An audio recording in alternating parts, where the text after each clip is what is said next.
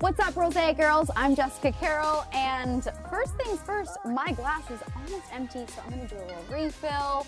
But I am so excited for today's interview because, quick little top up here. It's important, it's very important.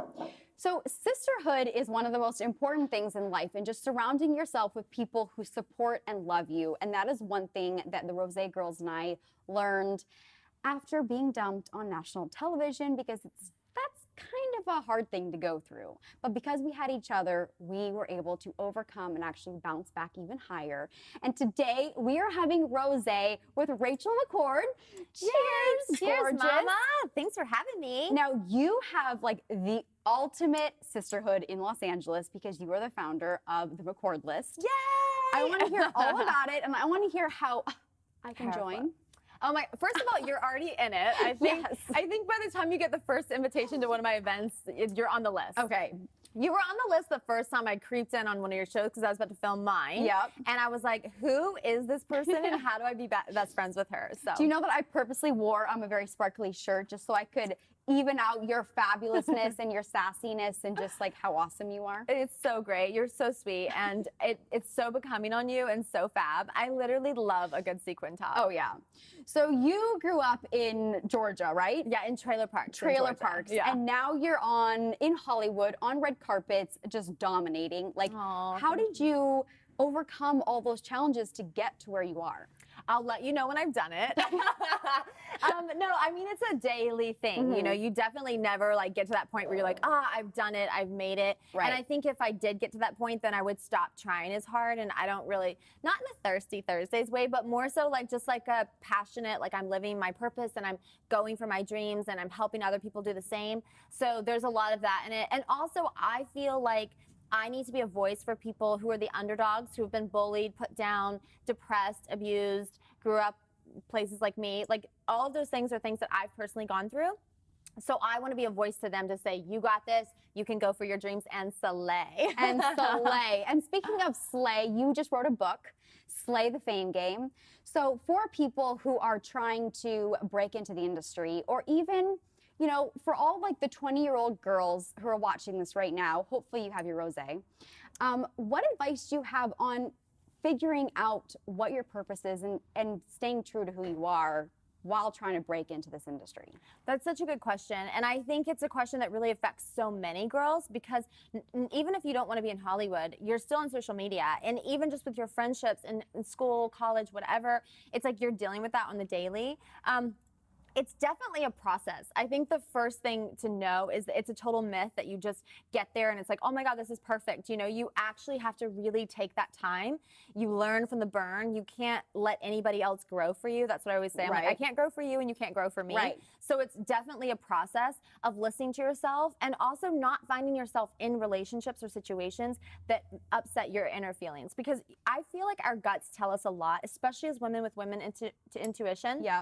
We know this is not right for me. This is not a good thing. And the problem is like sometimes we're just like, to hell with it. I'm going to do what I want. Yeah. You know what I mean? But the problem is that has consequences, and so do the emotions that tie into it. So really listening to yourself and getting away from things that are wrong. No is my favorite word, and it has a period after it, and it is good. But how do you learn to say no? Like when I was on this reality show, and the minute I decided to say yes, it just put a bad taste in my mouth. I knew right away that this was not for me, but I was kind of already in it, and I'm glad I got out when I did. But how do you learn to stay true to who you are with social media? Like social media nowadays, I love it at times, but it's so hard not to compare yourself to everyone, and also to stay true to who you are, because you know, okay, if I post a bikini picture, it'll get lots of likes, whatever, but that's not my brand. So like, how do you figure out what your brand is, but also, you know, grow traffic and get the numbers like you have? Totally. Well, for one thing, it's like I am a swimsuit model, but I also am an investor judge on elevator pitch. So I go on a show and I counsel brands and we invest in them or we don't. And so I had to learn that, you know, I had to embrace all the colors of me. And I think as women, we actually have so many levels and so many layers. We dumb ourselves down a lot. It's very unfortunate. I've done it in relationships where I'm like, oh, I'm just going to be like Susie housekeeper and like keep everything so happy. That's not me. Like I am like this girl who like wants to kill it over here and then wants to cry the next day and wants to just like be silly and roll around the sand and be a goofball. So I think listening to that and owning that is really important. And then figuring out what your brand filters are. There's actually a really fun exercise you can do. Ooh. And I recommend doing it with your besties. So girl, I will come over and we will have Rosé and do it together. Yes. Basically what you do is you take a bunch of Post-it notes, and I talk about it in Slay the Fame game actually, because it applies to anyone, whether you're starting a business, you're starting a brand on social media, or you want to be an actress or a celebrity in Hollywood. So you write down a couple adjectives for all these different things that you connect with, whether it's like who you are or who you aspire to be. You start writing them down, like fabulous, silly, nerd, goofball, all these different things, and you start putting them up on the wall. And then you go through and you say, okay, is this something that I am proud of? Is this something I like? Is this something that's relatable and helps me connect to my audience? And you start trimming it down. So it could start with like 50, but you want to trim it down to 5 to 10. And you get to this place where they become your filters. And just like an Instagram filter, you know, you want to put certain filters on your feed that's consistent. So then you start to look at content now through those eyes. And I will say that working in social media 24/7 makes social media very much work for me. Like I know I drive some of my friends crazy, which most of my friends are in social media, so they're like, I know, I need it too. But you know, I'm like, I don't want to just take a basic photo and post that. Like I'd rather not, you know? And then if I am going to do something silly where it's just me being a goofball looking kind of ugly, then I'm going to do it in my Insta story. I'm not going to put it on my feed. But I really make sure that my feed is a really good living portfolio of what I do. It's a representation. So what would you say are your filters, your like 5 main filters that you... Oh my gosh, such a good question. So one is relatable for sure. I definitely don't want to be that snobby, stuffy hoe who's like, no one knows how to connect with, and it's like, who is this girl? Like, no one wants to sit down with her. No one wants to go out to drinks with her. And I don't even like her. So that's the main thing, right? I'm not doing it for everybody else, but it's just not me. Authentic is number one to me. When I go through a hard time, it comes to life on my social media. I was just speaking at USC over the weekend, and I told them, like, don't post the picture of you, like, sobbing on the beach, but, like, post a beautiful photo and talk about what you're sobbing about and be real in a way that still has a positive spin. Because if you go out to that gig audition and they look on your Insta, they're like, wow, this girl's got issues. You know? So kind of working that out. Also, like, fabulous is one of my filters. It's so funny because hair flip. But it's so funny because I never would have guessed that would be one of mine. But I feel like today it's so me because I'm affordable fabulous. Like I can make jokes that's like fabulous-ish. Like I will go to the Goodwill and like find so many amazing pieces of jewelry or things that I love, like an amazing vintage jacket. And I have no shame in the game, like dropping it right at the dry cleaners and picking that up and like having a fabulous new wardrobe. So I just like to be myself and let my fabulous be real for me. Also loving, like, and kind. Like I really want to be someone who, when you DM me, when you slip in that DM, I'm there for you and I care about what you're going through. And then the last one would be inspiration. Well, I think that you nailed all of that. And the thing I love about you is that you walk in and you are a model. I mean, you look absolutely so put together, but then you start talking and you're so inspirational, you're relatable. And so my thing is like, gosh, girl. Like, but I feel like people nowadays judge, but if you know who you truly are inside, it'll come out and people will recognize the true colors. Yes, and it inspires them to do the same thing, which is the most important part. I think a lot of us live kind of numb. I'm a very sensitive person. I will cry at the drop of the hat. I will cry with you. I will cry for you. I'm just in life, good and bad. And I think that the reality is when you start to embrace all of the things that come at you in such a real way, it lets you really be in the moment with people. Like I don't want to be like distracted on my phone. I want to sit here in this moment with you. Yes, I'm all about like living in the now. And that's something I'm trying to work on because my head's going a million miles per hour, but I'm really trying to focus on the now. Now, as a model here in LA, one of the Rosé girls had a question for you, Olivia. She wanted to know, if you ever deal or if you dealt with body image issues and kind of how you overcame that. Definitely. Some of my issues have been a little unique. So for one, everyone has always thought that I was anorexic or bulimic. And a lot of people think it's like funny to say, oh, I see your ribs. I'm like, I know you see my ribs. I'm showing you side boob too, okay? But the problem is like my body is my body. Like I've never like gone on crazy diets to be how I am. My dad's 6'5", my mom's a little petite, but it's offensive whether you're calling someone overweight or underweight to say there's something wrong with their body. It's really offensive. Yeah. So that's always been a thing. And then also I've always been really insecure about my nose because when I first moved to Hollywood, I remember that my sisters and I would be walking red carpets or we'd just be out and like people would stalk our house and they'd take photos and they'd end up in the press and people would say I had a witch nose. And it really got in my head. And so I'd be like, oh my gosh, and now selfies, like I don't know if you noticed this, but when you do a selfie, it's like notoriously makes your nose look massive. So I really had See, to like, only you would notice that. Like I would never notice your nose. Girl, I have so many selfies on my phone, so it's kind of humiliating.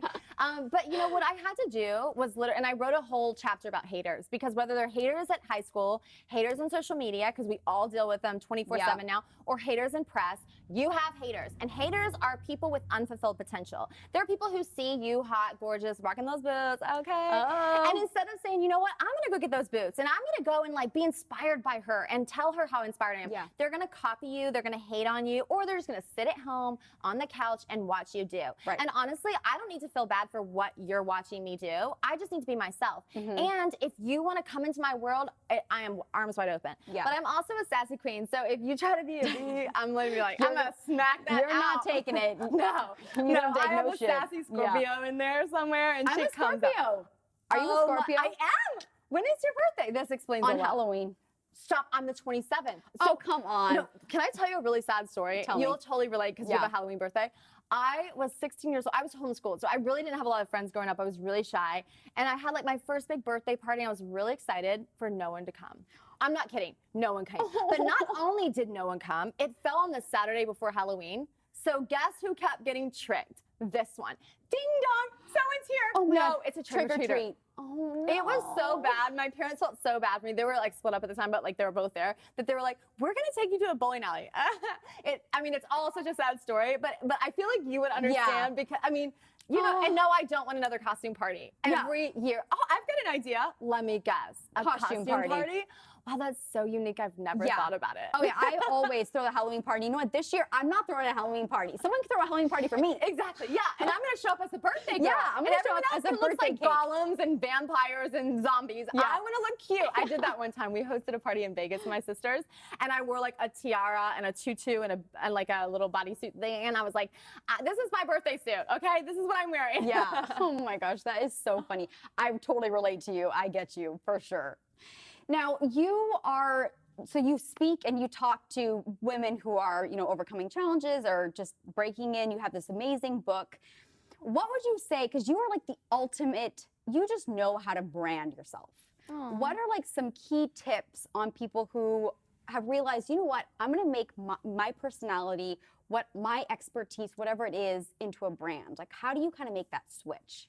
Yeah, so it really is a switch. I remember when I first started the McCord list, my first logo iterations had me in a hat and I was like hiding from the world because it was really scary and weird to think that I was putting myself out there. I'd always been in media and press, but more so like I was like a celeb adjacent. I was like a +1, for my sister. Right. And so for me to be the face of my own brand was really scary for me. So I think the first thing is really like owning where you are and believing in yourself and saying that this is okay. And even as an entrepreneur, you have to brand yourself. You have to look at it like as a CEO of a company, like who are you going to be into the world? Yeah. And then finding your voice is really important. And you can't fake it. Like you really have to take that time to tune into who you are and let the iteration happen. Right. The other tip I would say is just to go for it and do, because sometimes we're like, oh my God, I only got 3.5 likes. Like literally someone liked and then unliked. So I call it like 3.5. Like it's so sad. But in reality, if you just commit to it and say, you know what, if my message has a positive voice and if that voice is going to affect 1, 2, 5 people and it's going to transform their life, is that enough for you? And I had to ask myself this question The answer was obviously yes. Yeah. And that's what gave me the balls to go for it and say, okay, I'm going to do this.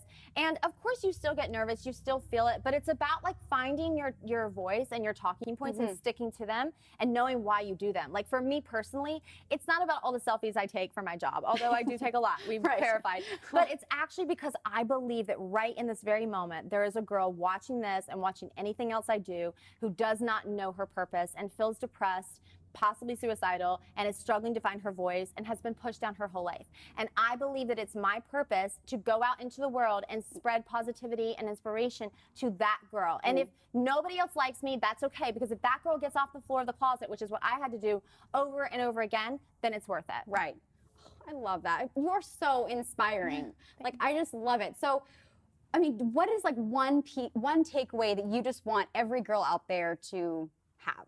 I would just say love the heck out of yourself. Yeah. Positive affirmations all day and night. Love yourself. Be the cheerleader in your own head. You don't need someone else, a man, a job, a career, whatever, to validate you. You can do it right now by saying, I'm lovable because I exist. I'm beautiful. I'm a queen.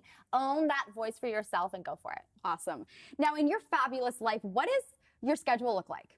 I mean, I don't know. Right? So it's it changes every single day. I am having a lot of fun right now staying outside of LA. Like I live in West Hollywood, but I've been like kind of like venturing out and being in Topanga for a few days or being in Santa Monica and just getting out of the mix of it because it's really like I don't think you get used to it. You kind of just adjust and you're in it, but it's not really you. Yeah. So for me personally, like I love planning all my stuff on like one day, so then I can like have a messy bun and no makeup. Say, are there some days that you're not as fabulous? Oh, all the time. Okay. All the time. Okay. I'm like, I wake up and roll out of bed and I like put on an ugly robe. Although I did just get a really cute one from this design house called Mogul. I'm obsessed with it. But like roll out, like I walk my chihuahuas. So I'm sure my neighbors always think I'm a little bipolar because one moment I'm wearing an evening gown to the Oscars and the next moment I'm like, hi. And they're like, I don't know who you are, but here's some food. God bless you.